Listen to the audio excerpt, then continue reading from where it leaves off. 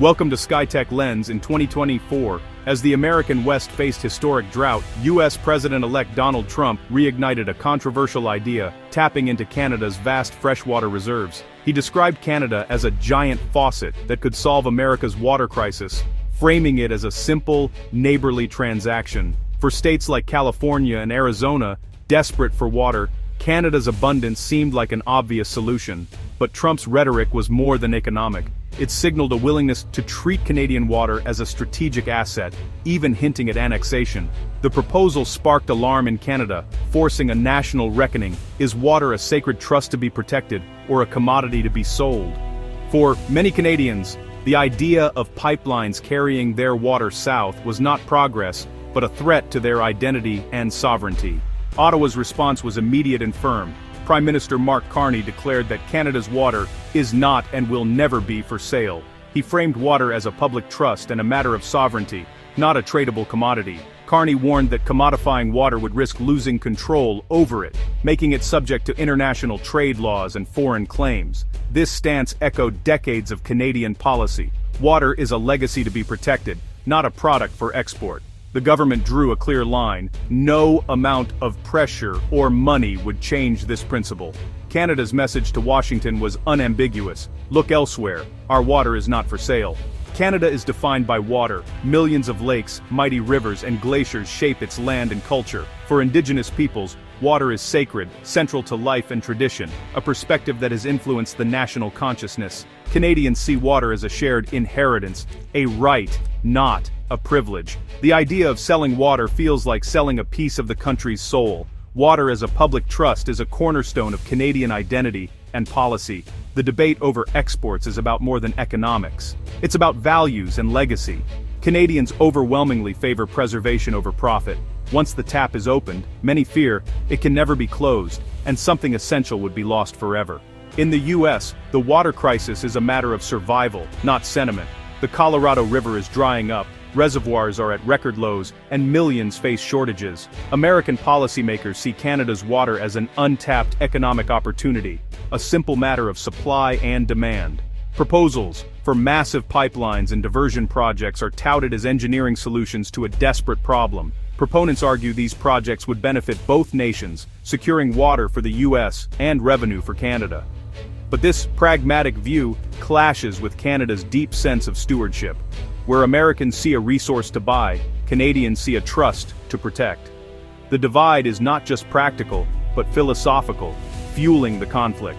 The Columbia River Treaty, signed in 1964, has long managed cross-border water flows for power and flood control. Canada stores water upstream, releasing it to benefit both nations in exchange for power and compensation.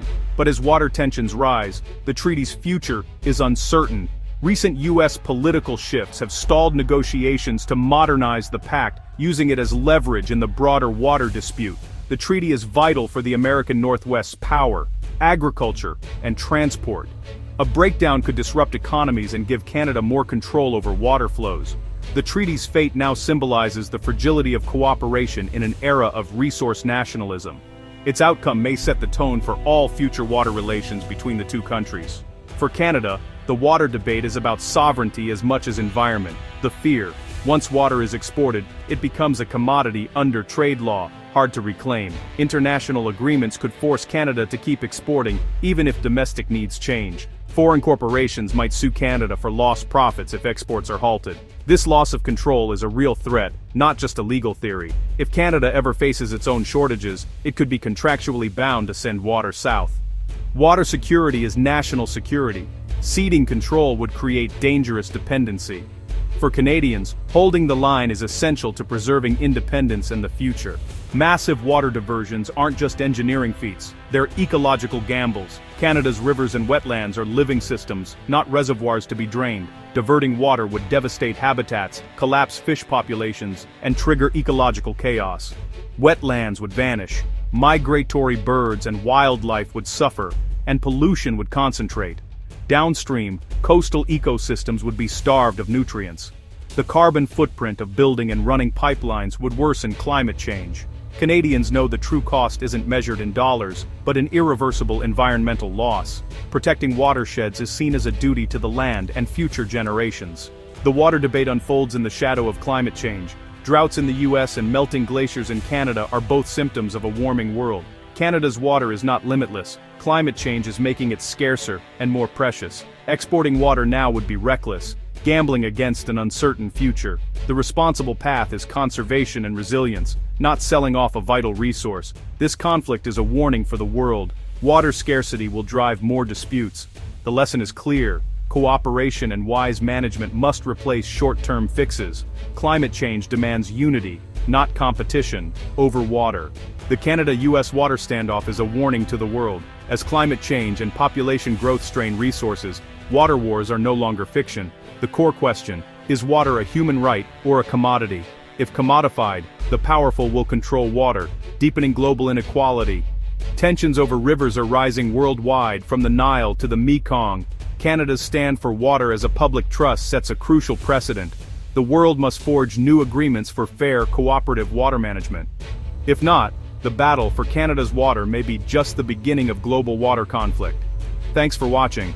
Subscribe the channel for more updates.